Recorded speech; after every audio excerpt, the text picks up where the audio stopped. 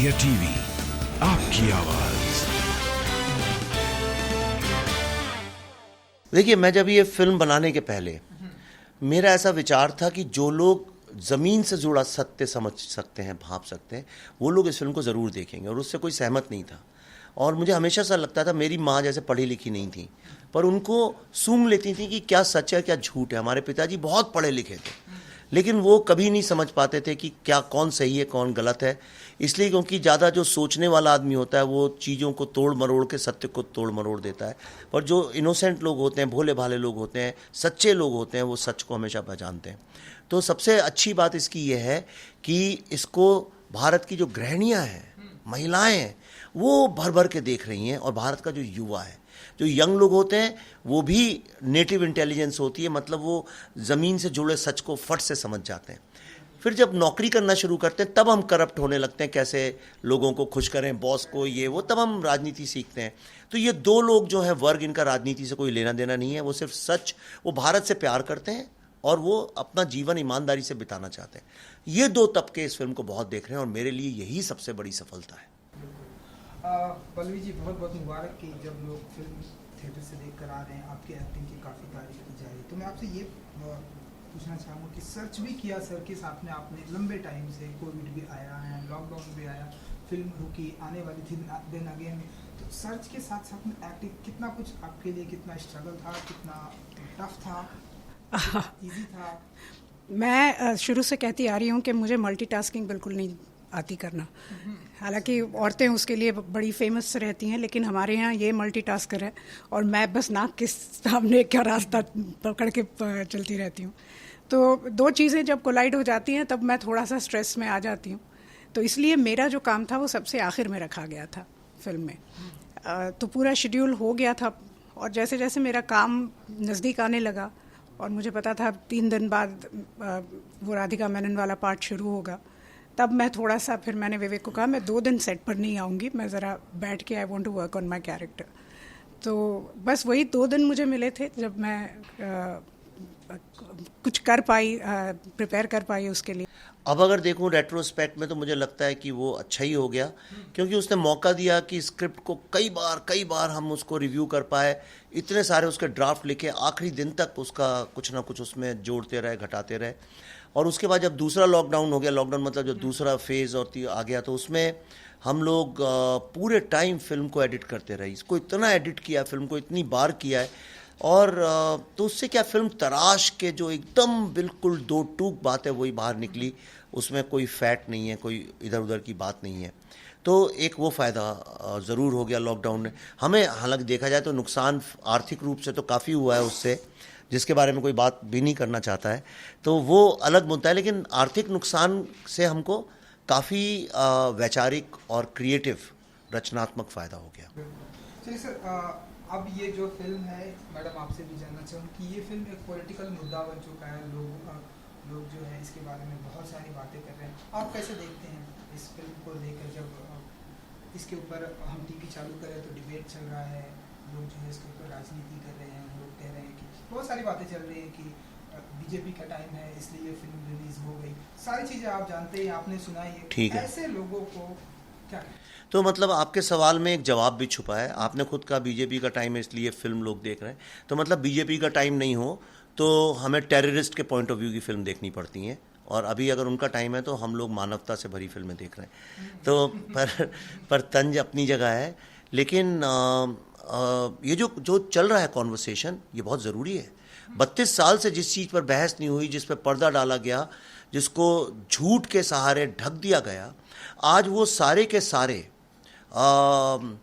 Terrorism से funded या terrorism से जुड़े बुद्धिजीवी, कलाकार, मीडिया, राजनेता, आज सब वो पब्लिक के सामने नंगे खड़े हैं, बिना किसी वस्त्र के खड़े हैं। इससे ज़्यादा सुनहरा मूवमेंट भारत की प्रजातंत्र और इंडिपेंडेंस में कोई हो नहीं सकता। और 32 साल से मैं इस पर एक ही ऐड करूंगी कि जिनकी पीड़ा को बिल्कुल छुपाया गया है, नज़रअंदाज कर दिया गया है, आज वो मुद्दा पूरे भारत में और भारत के बाहर भी एक कॉन्वर्सेशन का मुद्दा बना है। और पिछले, जब से हमारी फिल्म रिलीज़ हुई है, 12 दिन हो गए आज, 12 दिन से लोग टीवी पर, प्रिंट मीडिया में, सब जगह भले फिल्म के ज़रिए हो लेकिन इस मुद्दे को डिस्कस कर रहे हैं। और ये मेरे ख्याल से कश्मीरी पंडित समुदाय के लिए बहुत आवश्यक चीज़ थी, क्योंकि उनको वापस अपने घरों में जाना है, उनको वापस अपनी धरती पर जाना है और वो जाएंगे एक दिन। तो ये उनके अराउंड बातचीत चल रही है, इस बात से मुझे बहुत खुशी है। अगला सवाल जो मैं सर से पूछूंगा तो सर बोलेंगे कि मुझे कोई फ़र्क नहीं पड़ता। जब ये फिल्म रिलीज़ हुई है तो थ्रेड्स भी आए, जिसकी वजह से सर को वाई सिक्योरिटी भी मिली। जब ये थ्रेड्स आए तो आपके दिमाग में क्या चल रहा था कि इस तरह की धमकियाँ आ रही हैं, हमें क्या करना चाहिए? एक कॉमन इंसान एक डर सा जाता है। आप बताइए क्या चल रहा था आपके दिमाग में विवेक जी के? देखिए, जब फिल्म हमने करने की ठान ली तो वो ये सब सोच समझ के ही ये डिसीजन लिया गया था। तो जब सबसे पहले कश्मीर की बात हो रही थी घर पे कि ऐसे ऐसे फिल्म बनाएंगे, तो मैंने थोड़ा समय लिया था हाँ कहने से पहले, क्योंकि मेरे दिमाग में ये था कि ये बहुत आसान विषय नहीं है और इसमें बहुत सारी अड़चनें आएंगी बीच में और काफ़ी सारे परेशानियां आएंगी। हाँ, क्या परेशानी आएगी ये तो उस वक्त एंटिसिपेट नहीं कर पाई थी मैं, लेकिन ये पता था कि इसमें this is a risky path to take. तो हमने बहुत विचार किया उसके ऊपर, हमने पूरी फैमिली को साथ लिया, सबसे राय ली और उसके बाद ही हम इस नतीजे पर पहुँचे कि नहीं, ये अगर हम नहीं बताएंगे तो और कोई आगे भी नहीं आएगा ये सच बताने के लिए। तो जब एक रास्ते पर हम निकल चुके थे, उसके बाद जब आए थ्रेट्स और वो फतवा भी इशू हुआ, तो उसके बाद तो पीछे हटने का कुछ मतलब बिल्कुल सोचा भी नहीं हमने। लेकिन हाँ, अगर मैं ये कहूँ आपसे कि नहीं हमें कोई फ़र्क नहीं पड़ता तो ये भी गलत है, क्योंकि एक कंसर्न तो रहती है और आपको लगता है बिल्कुल कि अरे ये नहीं होना चाहिए, क्यों हो रहा है।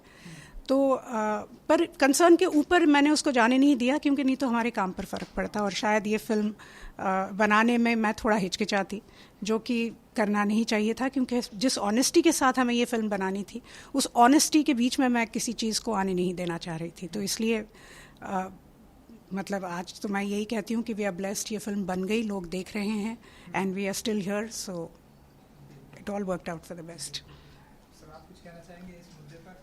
नहीं, मुझे कुछ फ़र्क नहीं पड़ता इन चीज़ों से। मुझे ना तो शौक़ है ना कुछ। अरे मैं क्या बोलूँ है। अब भाई अब आप अगर कोई आदमी शराब नहीं पीता, उसके सामने आप दुनिया का सारा बार खोल के रख दें, कहें लगी देख के आपको क्या फ़र्क पड़ता है, वो कहेगा कुछ फ़र्क नहीं पड़ता, इज़न्ट इट। तो मेरे लिए सच्ची में मेरे को कुछ फ़र्क नहीं पड़ता इससे। लेकिन हाँ, फ़र्क ये एक अच्छी बात ये है कि इससे मेरे जैसे जो लोग ये फिल्म बनाना चाहते हैं, जिनमें साहस नहीं था बेचारा, देखिए यंग आदमी में इतना साहस करना मुश्किल होता है, उसकी मैं इतना यंग भी नहीं हूँ, 20-25 साल का, तो इससे उसको बड़ी साहस मिलेगा। और मैं एक बात ज़रूर बोलना चाहता हूँ कि मेरे दरवाजे खुले, कोई भी व्यक्ति जिसमें साहस है ऐसे गंभीर सब्जेक्ट पे फिल्म बनाने का, वो मुझसे बात करे, मिले। मैं उसको सलाह ही नहीं दूंगा, बल्कि देखूंगा कैसे उनकी जो कहानियाँ हैं वो विश्व के सामने आए। चलिए सर, प्राइम मिनिस्टर जी से आपने मुलाकात की, अमित शाह जी से, सीएम योगी आदित्यनाथ जी से। मुझे ये तो नहीं पता कि उन्होंने फिल्म कितनी देखी या नहीं देखी, क्या रिएक्शन था उनका जब आपने उनसे मुलाकात की इस फिल्म को? देखिए, एक तो मुलाकात शिष्टाचार से होती है, लेकिन मैं अगर ये बोलूँ सिर्फ शिष्टाचार तक ही सीमित थी तो वो भी गलत होगा।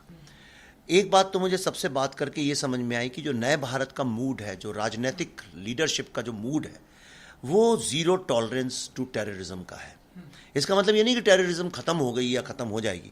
ज़ीरो टॉलरेंस मतलब पहले जिस तरह से टेररिस्ट लोग प्रधानमंत्री के ऑफिस में आते थे और कई मीडिया चैनल्स उनको youth icon of the year का अवार्ड बांटा करती थी, और जिस तरह से हमारी कई जर्नलिस्ट टेररिस्ट लोगों के घर जाके खाना खाती थी, हंसती थी, गले मिलती थी, कई पॉलिटिशियंस जो हैं वो जाके उनके गले मिलते थे, उनके पाँव भी छूते हुए मैंने उनके वीडियोज़ देखे हुए हैं। उसको तो कम से कम टॉलरेट नया भारत नहीं करेगा, ये उनकी बातों से तय था। दूसरी बात, एक फिल्म की कितनी ताकत है और फिल्म किस तरह से भारत का सॉफ्ट पावर बन के भारत की ताकत और भारत की गरिमा को आगे बढ़ा सकती है, इस बात को सबने एक्नॉलेज किया।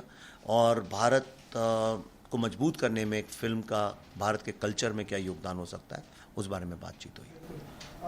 जो आखिरी जो सवाल ये कि ये फिल्म जो है थिएटर में चली नहीं, बल्कि बहुत ही अच्छा कलेक्शन, बॉक्स ऑफिस भी कलेक्शन कर रही है, 200 प्लस चल रही है, तो कैसे देखते हैं आप लोग इस सक्सेस को? एंड आप बताइए। मैं तो बता चाहूँ, मुझे कुछ फ़र्क नहीं पड़ता। आपने देखिए मैं ट्विटर हैंडल करता हूँ सिर्फ, तो ट्विटर में मैं पोस्ट भी नहीं करता हूँ, नंबर्स मैं चेक भी नहीं करता हूँ, मुझे जी वाले भेजते, मैं देखता तक नहीं हूँ उसकी तरफ। देख के क्या करना है, बिना बात के नंबर जान के क्या कर लेंगे। फिल्म सबको पसंद आई, चल रही है, मेरे लिए उतना काफ़ी है। पल्लवी जी, आप कुछ इस नंबर्स पे ध्यान रखते हैं कि बिजनेस भी होना चाहिए, बिजनेस भी जरूरी है? देखिए, मैं इस बात पर विश्वास करती हूँ कि प्रोड्यूसर का फ़ायदा होना चाहिए, क्योंकि अगर उसी का बेचारे का फ़ायदा नहीं होगा तो आगे फिल्में वो बनाएगा कैसे। तो मैं तो इस पक्ष में हूँ कि कमर्शियल सक्सेस मिलनी ज़रूरी है, लेकिन ये जिस तरह के नंबर्स आ रहे हैं, मैं आपको मतलब सच्ची बता रही हूँ, ऑनेस्टली मैं गिन भी नहीं सकती, कुछ 10 करोड़ के ऊपर शायद। तो ये सारे सिर्फ नंबर्स हैं मेरे लिए। It really doesn't mean anything to me. सबसे ज़्यादा जो हमें खुशी है वो इस बात की है कि ये फिल्म जो है सारे भारतीयों को जोड़ रही है, सिर्फ भारत में नहीं, भारत के बाहर भी। और ऐसी ऐसी जगहों से इस फिल्म के लिए मतलब इनविटेशंस आ रहे हैं कि मुझे तो पता भी नहीं था कि ऐसे किसी देश में हमारे भारतीय रहते भी हैं।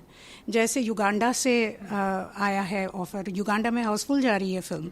उसके बाद मोज़ाम्बिक में इस फिल्म को बुलाया गया, लिथुआनिया में बुलाया गया है, एस्टोनिया में इसके शोज़ चल रहे हैं।